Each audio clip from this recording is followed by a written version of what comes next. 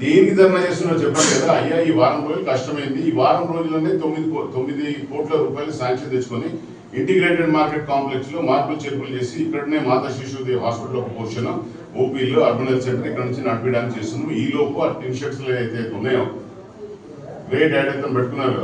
Mutton market, fish market, మురికి దాంట్లో తీసుకొచ్చి పిల్లల దవాఖానా అని చెప్పి పెట్టుకున్నారు కదా.